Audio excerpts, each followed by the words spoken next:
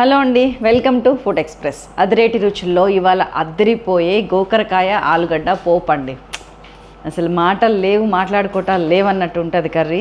Ingredients ఏంటో first చూద్దాం. ఆవాలు, జీలకర్ర, ధనియాలు, నువ్వులు, ఎండుమిర్చి, కొత్తిమీర, కరివేపాకు, ఉప్పు, పసుపు, కారం, అల్లం, వెల్లుల్లి, నిమ్మరసం, గోకరకాయ, ఆలుగడ్డ, ఆయిల్. ఇది ఫస్ట్ ఒక బౌల్ తీసుకుందామండి. దాంట్లో ఏంటంటే కొన్ని వాటర్, ఒక కప్పు వాటర్ పోస్తున్నాను నేను. జస్ట్ అప్రాక్సిమేట్లీ 75 ml అనుకోండి.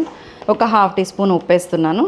దీంట్లోకి నీళ్ళు కొంచెం మసిలిన తర్వాత 200 grams గోకరకాయ వేసేస్తున్నాను. ఆలుగడ్డ ఒక 200 grams వేసేస్తున్నాను. సో రెండు కలిపి మొత్తానికి ఒక 400 to 500 grams తీసుకోండి. ఆ తర్వాత దీన్ని ఏం చేస్తారంటే కొంచెం సిమ్ చేసేసి ఒక 8 to 10 minutes లోపు ఆ గోకరకాయ ఆలుగడ్డ 80 to 90% ఉడికేంత వరకు సిమ్లో పెట్టండి. దానివల్ల ఏమవుతుందంటే మీకు వాటర్ డ్రైన్ చేయాల్సిన అవసరం రాదు. ఆ గోకరకాయలో ఉన్న క్వాలిటీస్ అన్ని దానికే ఉంటాయి. ఇప్పుడు ఇంకొక బౌల్ తీసుకున్నాను. దీనిలో ఏంటంటే ఒక 4 teaspoons ధనియాలు, ఒక 1.5 teaspoon జీలకర్ర, ఒక 1.5 teaspoon ఉప్పు, కొద్దిగా పసుపు, 1/2 teaspoon, కారం ఒక 3 teaspoons వేసేస్తున్నాను. చిన్న అల్లం ముక్క, వెల్లుల్లి రెబ్బలు ఒక 12-15 అట్లా చూసేసుకోండి. ఒక 7-8 పచ్చిమిరపకాయలు. వీటన్నిటిని కచ్చపచ్చ కింద గ్రైండ్ చేయండి. మరీ పేస్ట్ వద్దు, కోర్స్ గ్రైండింగ్ చేయండి. ఇప్పుడు మన ఫైనల్ పాన్ కడాయి వచ్చేసింది. దీంట్లోకి ఆయిల్ చాలా తక్కువ పడుతుందండి. నేనైతే 4 teaspoons తీసుకుంటున్నాను.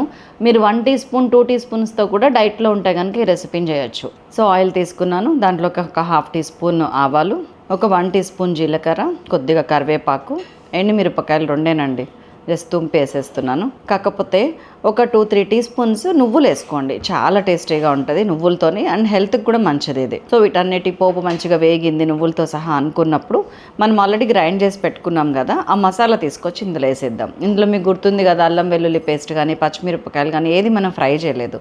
సో ఆ ఫ్రై ఏదో ఇప్పుడు చేయండి. మంచిగా ఫ్రై చేస్తున్నాను. కొంచెం ఒక 2-3 minutes పచ్చిది ఫ్రై అయిన తర్వాత వాటర్ యాడ్ చేస్తున్నాను. దాన్ని కూడా ఒక 2 minutes ఉడకనిచ్చాను. ఒక్కసారి ఉప్పు చెక్ చేసుకోండి.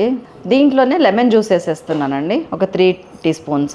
ఒక నిమ్మకాయ అనుకోండి, మీడియం సైజ్ నిమ్మకాయ ఒకటి వేసేసి మనం బాయిల్ చేసి పెట్టుకున్నాం కదా, కరెక్ట్గా ఎగ్జాక్ట్ ఈ టైంకి అవి ఉడికిపోయినాయండి. చూడండి, గోకరకాయ ఆలుగడ్డ ఇది 80 to 90% ఉడికినంది. ఇవి వాటిని ఇందులో వేసేసి మంచిగా తిప్పుకుంటా మళ్ళీ మూత పెట్టాను. ఇవన్నీ కలిపి ఉడకటానికి ఆ గోకరకాయలు ఆలుగడ్డలు ఒక 10% ఇక్కడ ఉడకటానికి ప్లేస్ ఇచ్చాను నేను, అంతే.